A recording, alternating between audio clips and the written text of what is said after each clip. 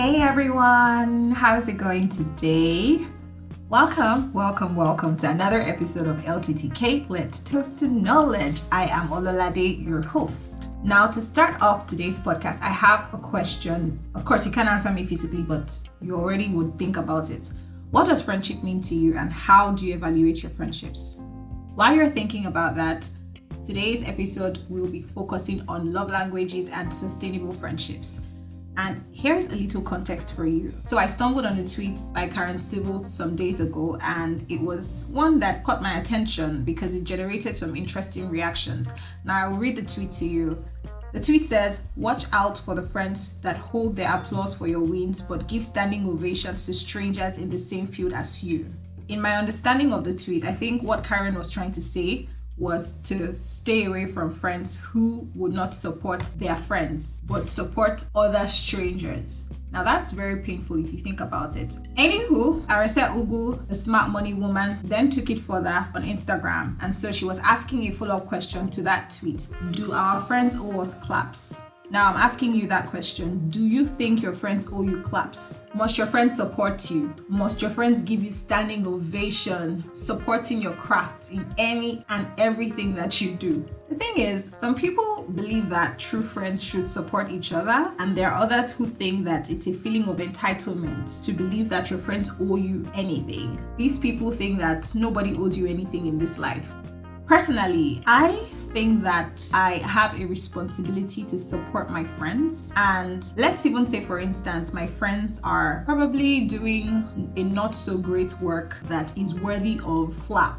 Now, as my friend, I think that it is my responsibility to correct my friend in love and, most importantly, find out how I can be of help in order to improve the quality of work that my friend is delivering. The thing is, I am very big on friendship, so maybe that's why I have that opinion, right? I think that friendships are very important. I mean, if I look back on my life and some of the experiences that I have had, my friends are a huge part of my journey, and my friends really represent me.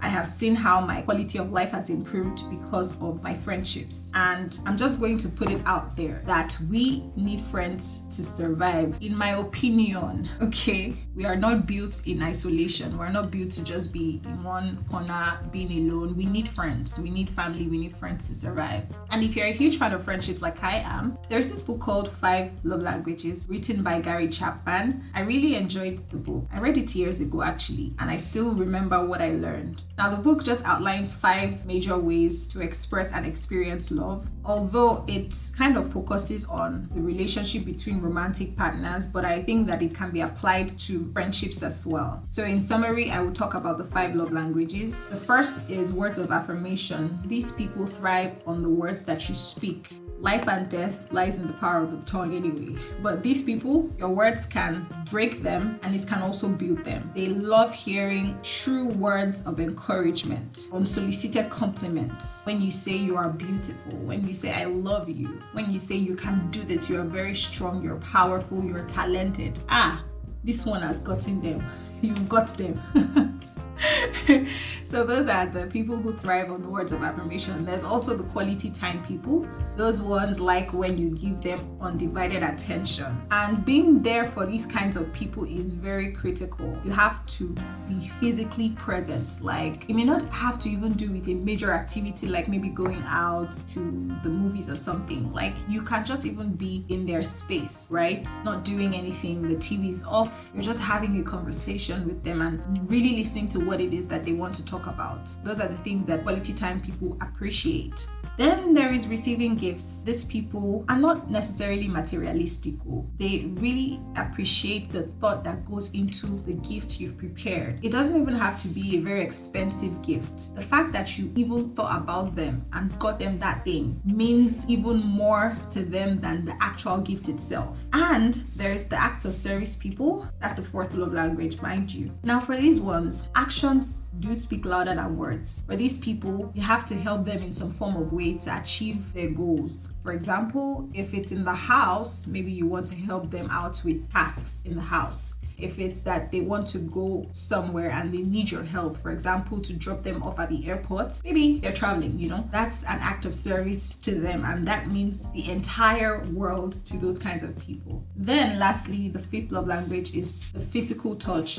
Now, this one is not all about the bedroom. It's not all about, sexual intimacy. These people thrive on touch. It could be hugs, it could be pats on the back, it could be holding hands, it could be, just touching their face to say that you're there, you're physically there with them. And that's how these people thrive. And those are the 5 love languages. So what's your love language? Some of you already know your love languages, but if you don't, you can take the test. Google 5 love languages and just take the test, 5 love languages quiz. And it's also possible for you to actually have multiple love languages. I think personally, I have like a little bit of everything somehow, but I still have dominant love languages. When I was in the university studying for my bachelor's degree, I scored really high on quality time. But right now, I'm in another phase of my life where acts of service speak louder than any other thing you do to me. That's just me. But I just want to point out that you have a love language doesn't mean that that's the love language of your friends. It's important to find out what your friends' love languages are, because if I want to be loved in a particular way, then the other person also wants to be loved in another particular way. I mean, if the love language is the same, maybe my own love language is acts of service and my friend's love language is acts of service, well, that's beautiful, but it would not always be the case. There are some times that my friend's love language is something else. So it's important to make sure that you know what your friend's love languages are and state your expectations. In friendship, there should be open communication. You guys talk about what you expect from each other and try to be present in that friendship. I just want to point out that friendship is a two-way street. It's not about just one person doing something and another person receiving. Both people should be willing to outdo one another in showing love. Both people should be willing to invest equally in the relationship.